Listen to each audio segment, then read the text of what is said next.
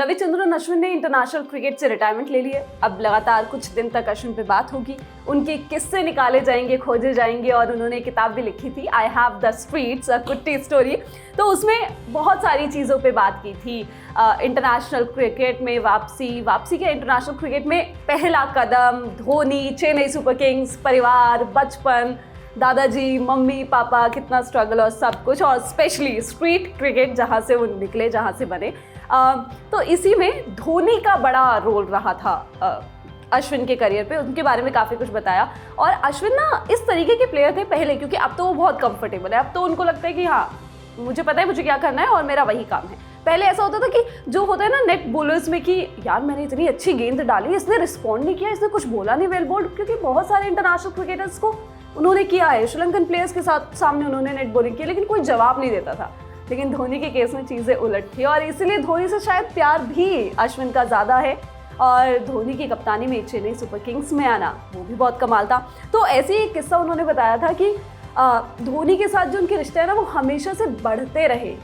जब Challengers trophy में उनका जो ध्यान है अपनी तरफ केंद्रित किया और फिर उन्होंने लगातार खिलाना शुरू करा, इसके बारे में थोड़ा सा बताइए। हाँ, मतलब 2008 में जब आईपीएल शुरू हुआ था तो ऑफ कोर्स अगर आपके स्टेट की एक ऐसी टीम बन रही है तो आप खेलना चाहोगे उससे। और चेन्नई की टीम, चेन्नई के अश्विन, तो अश्विन का बड़ा मन था कि सीएसके के लिए खेल पाए। लेकिन 2008 का जो टाइम था, उस टाइम धोनी का जो कद था इंडियन क्रिकेट में एकदम निश्चित तौर पर नहीं पता धोनी को कि अश्विन कौन है, अश्विन जैसे कितने बॉलर इंडियन सेटअप में है।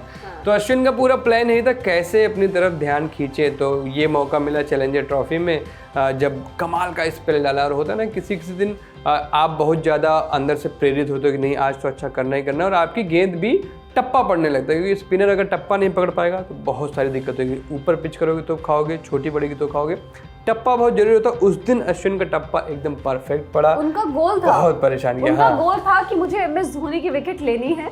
एमएस धोनी की विकेट ली, उन्होंने तारीफ भी करी, बाद में इनकी चर्चा हुई। तो इस पूरी बातचीत में उन्होंने बताया था कि जब मैंने उनको फाइनल में आउट किया ना, मुझे लगा कि उन्होंने मुझे नोटिस किया है कि मेरे अंदर काफ़ी स्किल्स हैं, और फिर चेन्नई में और ज़्यादा मौके देने लगे उनको। हाँ, स्किल्स है और फिर ये स्किल्स काम भी आई लगातार। धोनी एक चीज़ पूरे करियर में धोनी ने कही अश्विन से कि तेरे पास वेरिएशंस हैं, मतलब अगर एक दो छक्के पड़ गए तो परेशान नहीं होना है, तेरे को जो वेरिएशंस है ना उनका यूज़ करा। और ये वेरिएशंस वाला जो मामला था, ये चैंपियंस लीग जो फुटबॉल में अभी भी होती है, क्रिकेट में बंद हो गई है, तो उसमें एक मैच था, सुपर ओवर डालना था, सुपर ओवर में खुद कह के बॉलिंग मांगी अश्विन ने। क्योंकि वहाँ पे मुरली भी थे और भी कई गेंदबाज थे, किसी ने अपना हाथ आगे नहीं बढ़ाया कि सुपर ओवर फेंकने में आऊँगा। अश्विन में शुरू से एक कॉन्फिडेंस था कि जहाँ रिस्पॉन्सिबिलिटी लेने की बात होगी वहाँ मैं आगे आऊँगा। अपनी किताब में ये चीज़ उन्होंने कई बार कही है कि I want to be the responsible one, मैं होना चाहता हूँ वो जिम्मेदार आदमी जो टीम के लिए करे और उनको मैच जिताए। हाँ, और ये एटीट्यूड एक बॉलर का नहीं है, मतलब ऑफ कोर्स क्योंकि शुरुआत जो अश्विन की थी एक बैटर के रूप में गई थी। बॉलर्स क्या होता है कि लो प्रोफाइल होते हैं, वैसे भी आप जस्सी की कितनी भी तारीफ आज कर लो, लेकिन 5 साल बाद जब आप पलट के गेम को देखोगे तो आपको कहें यार विराट, यार रोहित, बॉलर्स की कम होती थोड़ी। लेकिन ये चूंकि एज अ बैटर शुरू किया था तो इनके अंदर ये शुरू से था कि मैं अगर टीम को जिताना तो मैं जिताऊंगा ना।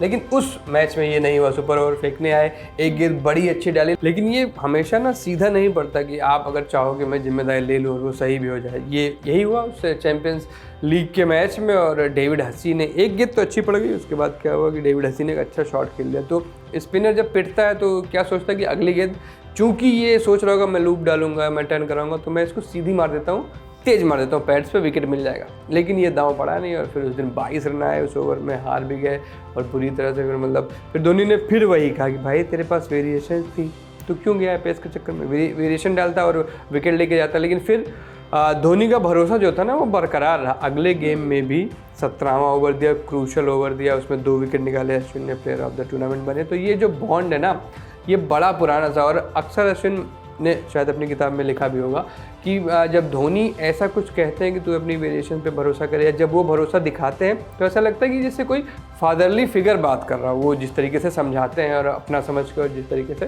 ध्यान रखते हैं। धोनी के लिए तो कहा भी जाता है ना कि अगर उन्होंने आपके ऊपर बेट लगाई है तो आपको लॉन्ग रोप मिलने वाली है।